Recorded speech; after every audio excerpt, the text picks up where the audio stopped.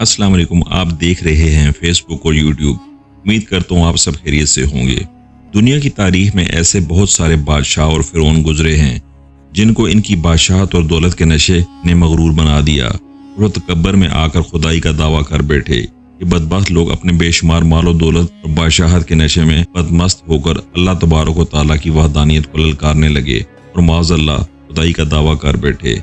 इसके बावजूद भी अल्लाह तबारक व तआला ने इनकी तरफ बेशुमार अंबिया कराम को माबूस फरमाया और इनको हिदायत की तरफ बुलाया, लेकिन ये बदबख्त लोग अपनी सरकशी और अना पर अड़े रहे और अल्लाह तबारक व तआला की वहदानियत का इनकार करते रहे।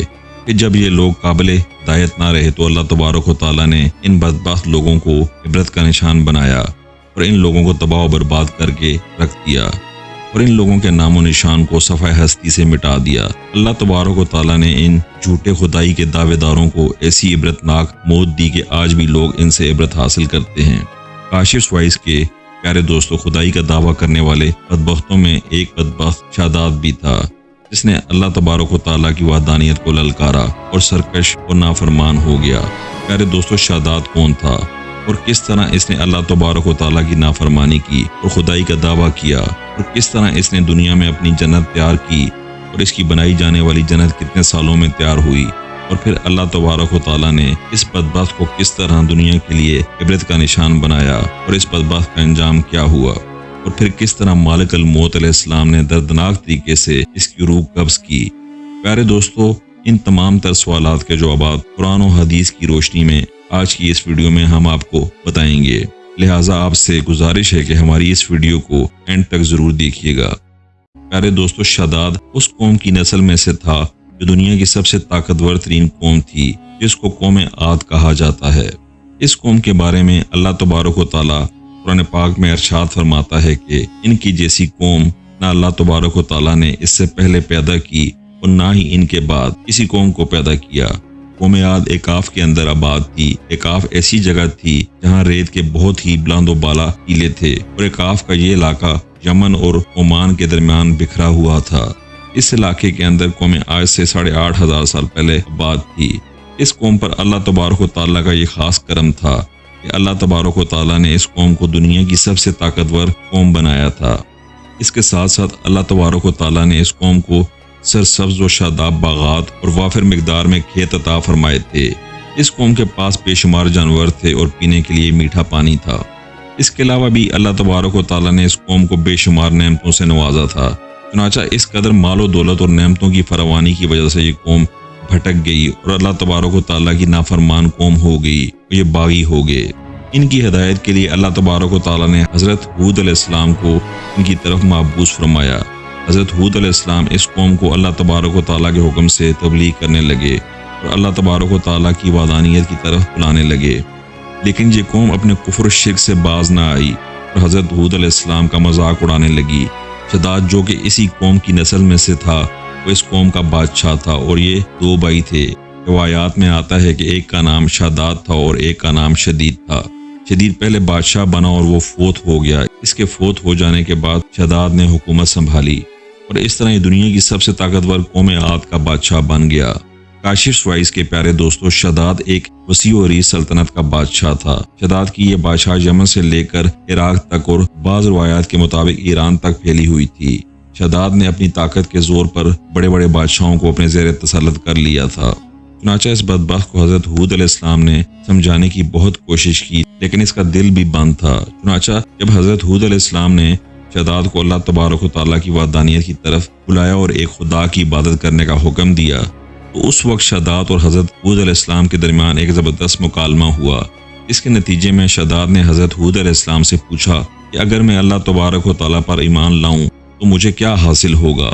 उस वक्त हज़रत हूद अलैहिस्सलाम ने शादाद से फरमाया कि तुम पर जन्नत हलाल हो जाएगी। जन्नत का नाम सुनते ही शादाद हूद अलैहिस्सलाम से पूछने लगा कि ये जन्नत क्या है। हज़रत हूद अलैहिस्सलाम ने शादाद को जन्नत का नक्शा बताया और जन्नत की नेमतों के बारे में शादाद को बताया। हज़रत हूद अलैहिस्सलाम की बात सुनकर शादाद मुस्कुराने लगा और हज़रत हूद अलैहिस्सलाम को देखकर ये कहने लगा कि कौन सी बड़ी बात है, ऐसी जन्नत तो मैं भी तैयार कर सकता हूँ। हज़रत हूद अलैहिस्सलाम ने शादाद को इस कुफ्र और शिर्क से रोकने की बहुत कोशिश की, लेकिन ये बदबख्त बाज ना आया। چنانچہ اس وقت شداد نے اپنی سلطنت کے بہت بڑے بڑے کاریگروں کو اکٹھا کیا اور ایکاف میں 20 کوس لمبی چوڑی جنت بنانے کا کام شروع کروا دیا۔ چنانچہ شداد کی تیار ہونے والی اس جنت میں سونے اور چاندی کی اینٹیں لگائی گئی اور جوہرات بھی لٹکائے گئے۔ اس بدبخت شداد نے اپنی اس بنائی جانے والی جنت میں شہد، دودھ اور پانی کی نہریں بھی رواں کر دی اور دنیا جہاں کے خوبصورت درخت، پودے اور پھل بھی لگوا دیے اور اس جنت کو طرح طرح کے جوہرات سے مزین کر دیا۔ قوم عاد چونکہ پہلے ہی بلند و بالا پہاڑوں کو تراش کر محلات بنانے کے اندر ماہر تھے اور شداد کی سلطنت میں تو یہ فن عروج پر تھا۔ چنانچہ ریت کے ان بلند و بالا ٹیلوں پر بہت بڑے بڑے ستون کھڑے کر دیے گئے اور ان بلند ستونوں پر بڑی بڑی سونے اور چاندی کی عمارتیں بنا دی گئی۔ شداد نے یہ فیصلہ کیا تھا کہ جب تک اس کی بنائی جانے والی جنت تیار نہ ہوگی اس وقت تک وہ اپنی جنت کے اندر قدم نہیں رکھے گا۔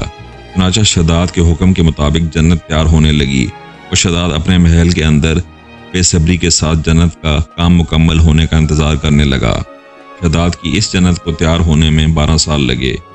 12 سال کے اندر جب یہ جنت مکمل تیار ہو گئی اور اس کو طرح طرح کے ہیرے جواہرات سے مزین کر دیا گیا اور طرح طرح کی خوبصورتی سے مزین کر دیا گیا، تو اس وقت شداد کو اس کی جنت کے تیار ہونے کا پیغام پہنچا دیا گیا۔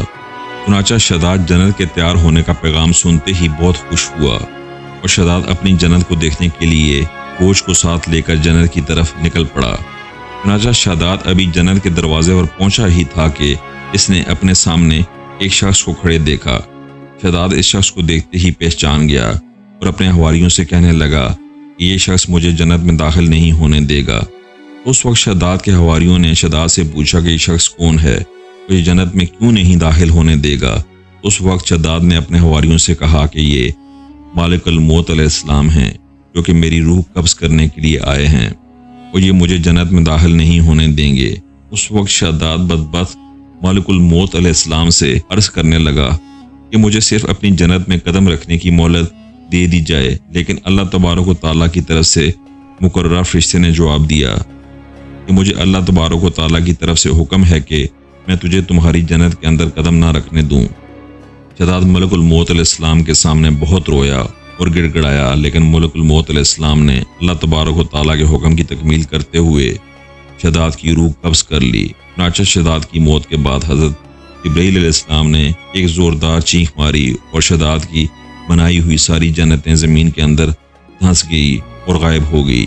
شداد کی اس عبرتناک موت کے بعد حضرت ہود علیہ السلام نے قوم عاد کو 12 مرتبہ سمجھایا، لیکن قوم عاد باز نہ آئی۔ حالانکہ شداد کا یہ انجام قوم عاد کے لیے کافی تھا، لیکن جب انسان کی عقل پر غرور کا پردہ ہوتا ہے تو چاہے شداد ہو یا شدید، اس کو کسی کام کا انجام دکھائی نہیں دیتا۔ حضرت ہود علیہ السلام نے قوم عاد کو شداد کا انجام بتا کر ڈرانے کی کوشش کی، لیکن قوم عاد باز نہ آئی اور اس طرح اللہ تبارک و تعالیٰ کی نافرمانیاں کرتی رہی، جہاں تک کہ حضرت ہود علیہ السلام مایوس ہو گئے۔ اس وقت جب قوم عاد قابل ہدایت نہ رہی تو اللہ تبارک و تعالیٰ نے حضرت ہود علیہ السلام کو حکم دیا کہ وہ اپنے ساتھیوں کو لے کر اس علاقے سے چلے جائیں۔ اللہ تبارک و تعالیٰ کا یہ حکم پاتے ہی حضرت ہود علیہ السلام نے اس وقت آخری مرتبہ اپنی قوم کو سمجھانے کی کوشش کی، لیکن وہ لوگ پھر بھی باز نہ آئے تو حضرت ہود علیہ السلام اپنے ساتھیوں کو لے کر اس علاقے سے روانہ ہو گئے۔ چنانچہ ان کے جانے کے بعد اللہ تبارک و تعالیٰ نے قوم عاد پر خوفناک آندیاں مسلط کر دی۔ اللہ تبارک و تعالیٰ کی طرف سے آنے والی وہ خوفناک آندیاں اور طوفان 7 راتیں اور 8 دن تک چلتی رہی، جہاں تک کہ وہ پوری قوم اپنے بلند ستونوں اور سونے اور چاندی کی عمارتوں سمیت زمین کے اندر دسا دیے گئے اور غرق کر دیے گئے۔ اور اللہ تبارک و تعالیٰ نے اس قوم پر اس قدر دردناک عذاب نازل فرمایا کہ اس قوم کا نام و نشان تک نہ رہا۔ جس وادی کے اندر بڑے بڑے بلند و بالا محلات تھے، وہ تمام کی تمام وادی ایک ریت کے صحرا کے اندر تبدیل ہو گئی۔ کاشف سوائس کے ناظرین گرامی، قوم عاد کے اس علاقے کو اللہ تبارک و تعالیٰ نے اس طرح زمین کے اندر غرق کر دیا کہ وہاں پر صرف اور صرف ریت کے ٹیلے باقی بچے اور کسی بھی چیز کا نام و نشان نہ بچا۔ اور اس طرح اللہ تبارک و تعالیٰ نے شداد اور اس کی قوم کا عبرتناک انجام کیا اور ان لوگوں کو صفحہ ہستی سے مٹا دیا۔ اللہ تبارک و تعالیٰ سے دعا ہے کہ اللہ تبارک و تعالیٰ ہمیشہ ہمیں اپنے حضور عاجزی اور انکساری کے ساتھ زندگی گزارنے کی توفیق عطا فرمائے۔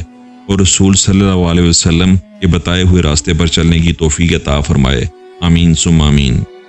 میں امید کرتا ہوں کہ ویڈیو آپ دوستوں کو پسند آئی ہوگی۔ مزید ویڈیوز دیکھنے کے لیے ہمارے چینل کو سبسکرائب کریں اور ہماری ویڈیوز کو زیادہ سے زیادہ اپنے دوستوں کے ساتھ شیئر کریں۔ زندگی رہی تو اگلی بار ایک اور ویڈیو لے کر آپ کی خدمت میں حاضر ہوں گا۔ تب تک کے لیے خدا حافظ۔ اللہ آپ سب کا حافظ ہونے کے بان رہے۔ بستے رہیے اور ہمیشہ مسکراتے رہیے۔ شکریہ۔